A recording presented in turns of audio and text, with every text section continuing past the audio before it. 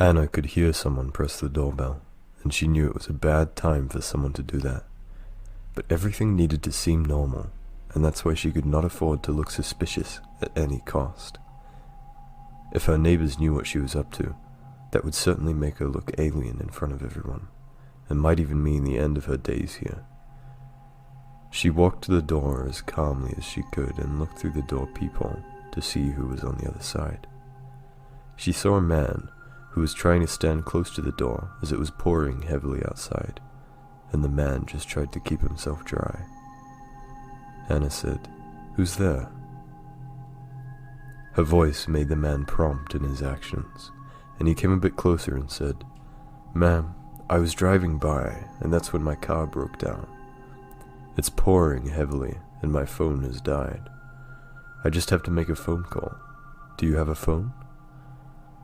To Anna, the man was unknown, and there was no question that she did not want to let the man inside at this time especially. "There's no telephone in my home. Maybe you should go somewhere else," she said. Anna could see the man just put his head down in disappointment. He was tired and wet, and surely expected some help from her. She felt bad for him. "But there's no one answering at the other homes. I tried there, but thank you," he said. Anna remembered he was right. The one neighbor she had was out of town. She changed her mind. "Wait there for a minute," she said. Unlocking the door for the man, she said, "Come inside." She locked the door behind him and told him, "Wait here, I'll bring a phone for you." "I thought you said you didn't have any," the man replied with an insulted tone. "And what's a woman supposed to tell a stranger at this hour?" Anna's voice having a hint of harshness. She went to her room and came back with the phone. The man was standing in the same place, looking around at some of the pictures there. Anna handed him over the phone. As he took the phone from her hand, he asked, "Is this guy your husband?" referring to one of the pictures he had seen from the shelves. "He was," Anna replied. "Sorry to hear about that." The man's voice was apologetic. "No need to be sorry. He's no more. Do you want some coffee? And by the way, what's your name?" "Adam," he said. "And yes, I would love some coffee." Anna went to the kitchen, and before long she could hear something break. Normally this would have scared anyone, but she wasn't scared because she knew what was happening. She had told Adam a lie. Her husband wasn't dead. He just walked down from upstairs just to scare the poor man. It was a harsh prank to pull off on such a helpless man. Anna made the coffee and went inside with 3 cups. Adam looked at her like he had seen a ghost. Realizing that the man had just lost his cool, they tried to tell him that it was a prank. First, he didn't believe them, but then Anna scratched his husband just to prove that he hurt like anyone else. Adam was not impressed by this prank and decided that he should leave. Anna pulled him back and begged for his forgiveness. She knew she had done a bit too much. She handed him the phone again and urged him to call the mechanic. Adam cooled down and took the phone and called the mechanic. And what it seemed from this side of the conversation was that the mechanic refused to come in such weather. Anna realized this, and soon after he put his phone down, she offered him to stay with them for the night, as there was an extra room in their home. Adam relaxed. Adam's husband requested him to sit on the sofa for the time being and have a sip of the coffee. Adam took a few sips, and Anna and his husband joined and started a lively conversation. That's when Adam noticed the Ouija board that could be seen under the glass top of the tea table, kept there as if they were in a hurry. Seeing his stunned face, Anna's husband asked why he looked surprised. Anna understood the reason, and told in a jolly mood, "My husband likes to scare people. It's his hobby, so to say. Even before you came, he was trying to call the spirits. Ha ha ha." Adam looked uncomfortable, but he was fooled once, and not to be fooled again. The rain stopped outside. It was getting late, and Anna offered to show him his room. but Adam wanted to get his bag from the car outside. Anna's husband opened the door for him and walked outside, and that's when he saw it. There was a crashed car outside, and in it was Adam. He screamed. Anna heard it and came outside. She saw it too, and Adam standing by the car, laughing, and another inside the crashed car.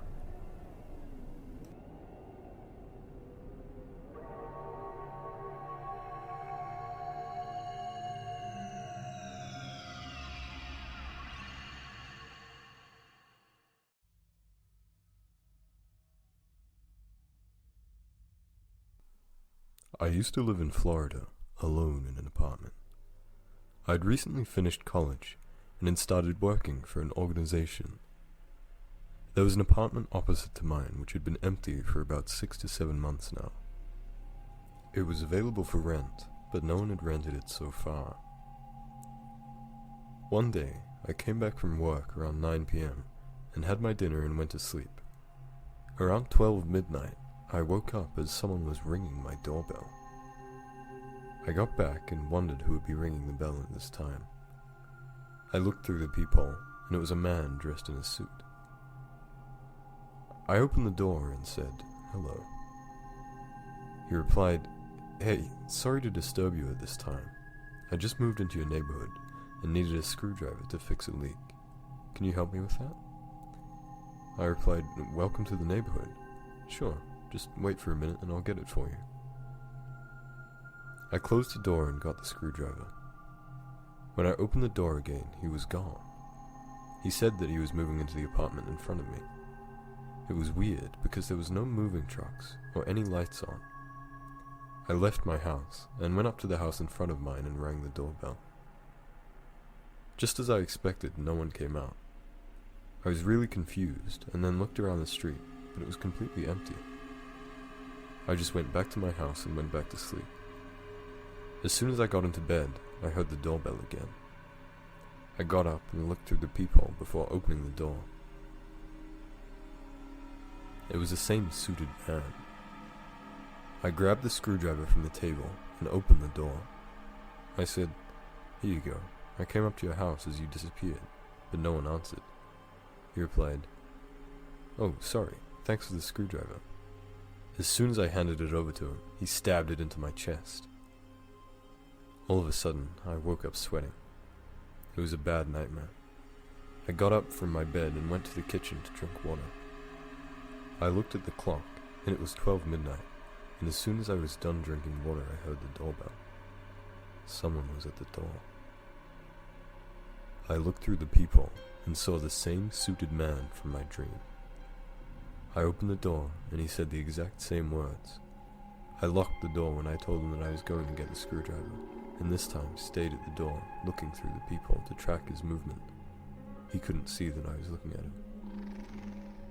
I kept looking, and he didn't move, so I thought that it was just my mind messing with me, so I went to get the screwdriver. When I got back, I opened the door to hand it over to him, but he was gone. There was no one there. I was in denial. There's no way you live out your dream. I started having second thoughts of going to his house. While I was standing on the porch of my house, I could see a light turned on in his living room. Well, that wasn't a part of my dream, so I went to his house and rang the doorbell. I waited for a minute and then rang again. No one responded, so I went back to my house. As I was walking back, I heard his voice from behind me. "Hey," he said. I turned around and saw it was the suited man. So I went over to him and asked if he still needed the screwdriver. I was scared that he might stab me, but he just thanked me and went back to his house.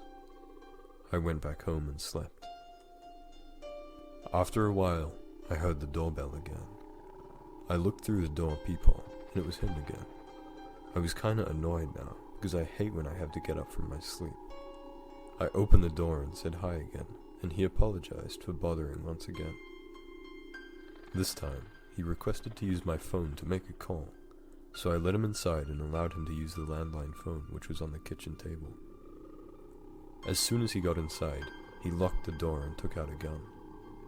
He pointed it towards me and told me to keep quiet and don't move. Then he tied me to a sofa in my living room. I started to panic and hoping this was a real dream. I can hear the man going through my house but wasn't sure what he wanted. Then silence. After a few hours I had managed to break free. I called the cops, but it was useless now. He was gone. I described his appearance, and it turned out that he was wanted by the police for a long time now. The following day I received notice I officially have a new neighbor. The vacant apartment across from me was no longer vacant.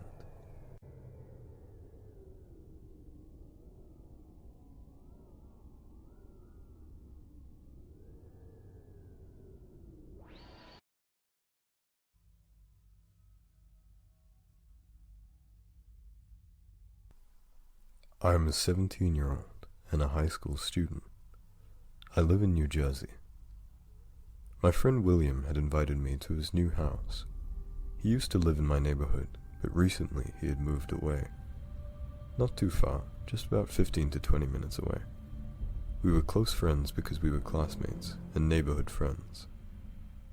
He still goes to the same school, so we still meet every day. I called an Uber to go to his home, and when I got there he came out to greet me and took me inside. It was almost time for dinner, so I had dinner with his family. After dinner his family had to go out somewhere, so it was just me and him in the whole house.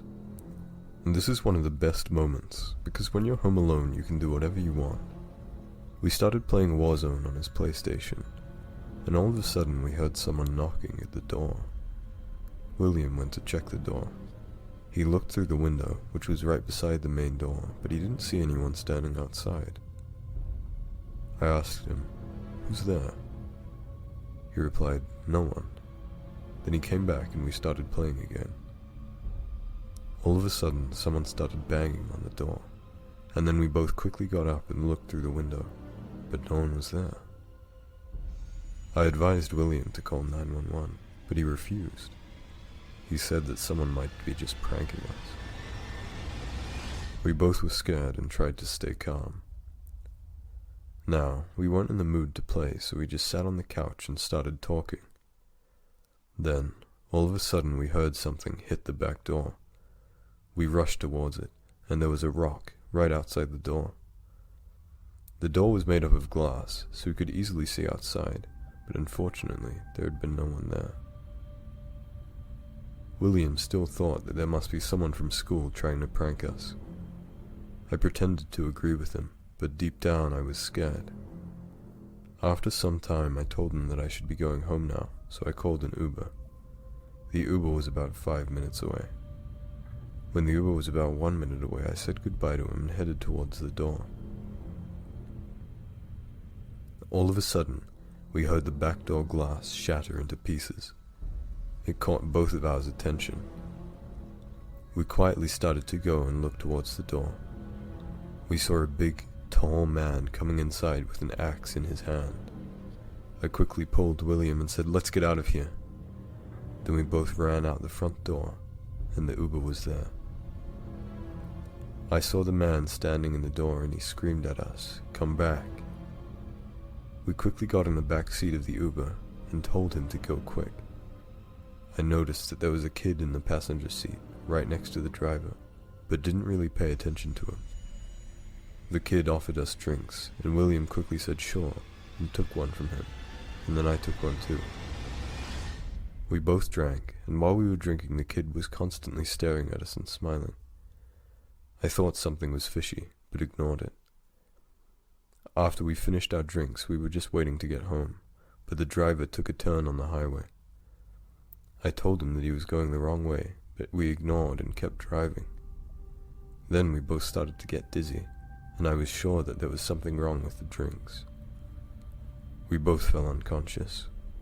The moment I woke up, we were in some kind of container, and it was quite dark. I took my phone out of my pocket and turned the flashlight on. William was still unconscious, lying a couple of inches away from me. I looked around. It was extra dark, and all I could figure out was that we were in a container. I tried calling 911, but there were no signals. Then I heard the container door open, so I lied down again. 2 men came in and turned on all the lights. Now I could see what was around us. There were shelves on both sides of the containers which had boxes labeled and pictures of organs. One of the guys was staring at me. I could feel it. Then the other man called him, and they both went to William. I could see them. They had tools in their hands. One of them chopped William's hand off and then his whole body then. When they were done, they started putting the pieces in a garbage bag and walked out. I managed to sneak out the door and started running away. After about 10 minutes, I had phone service back on and I called the cops. They came and I took them to the place. There was no one there except the container. They opened it. They flashed their lights, but no signs of the boxes, the tools, or the garbage bag. Feeling dazed and confused as we walked out towards the street, I noticed the Uber driver with the kid passenger flash right by us. The stare on the kid's face haunts me until this day.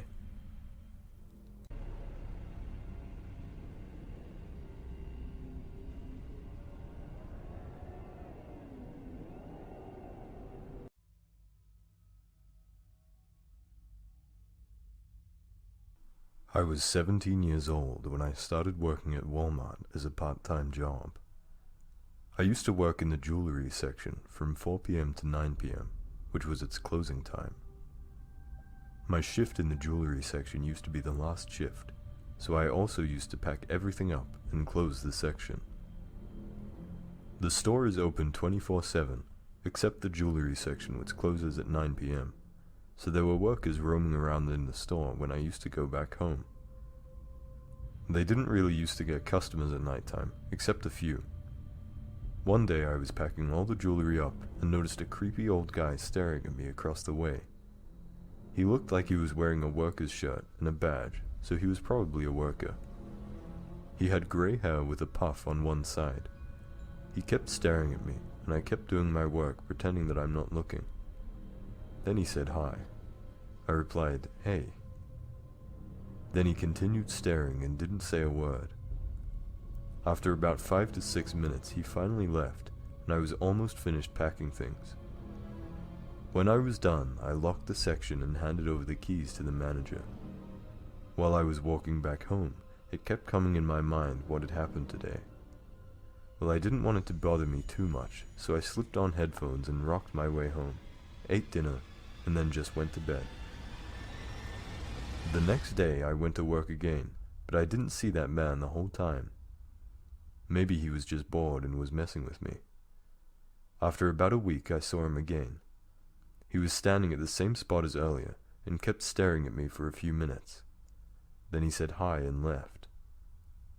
I was confused. What the hell was wrong with that dude? A couple of weeks later it was my birthday, and at the store all of my co-workers were wishing me a happy birthday and hugging me. I was happy that day. Everyone went back to work, then that old guy gave a card to my manager and told him to hand it over to me. My manager came to me and gave it to me. I read it. It said, "Happy birthday. I had been seeing the way you were hugging everyone. I don't want you to hug anyone else other than me. Don't hug them again, and save those hugs for me." I was like, what? I reported it to the manager and went home at 9 p.m. The next day, when I got to work, he was standing in front of there with a grumpy face. I ignored him and got to my section, and then he followed me. He was staring at me and asked, "Why did you complain?" I replied, "Because you were creeping me out." Then he chuckled and left. The next day he sent me some letters again. They were about his life and that he doesn't have a family or many friends at all. In my mind it was complete garbage, so I ignored it. When I was reading the letters he was staring at me, but I didn't notice that.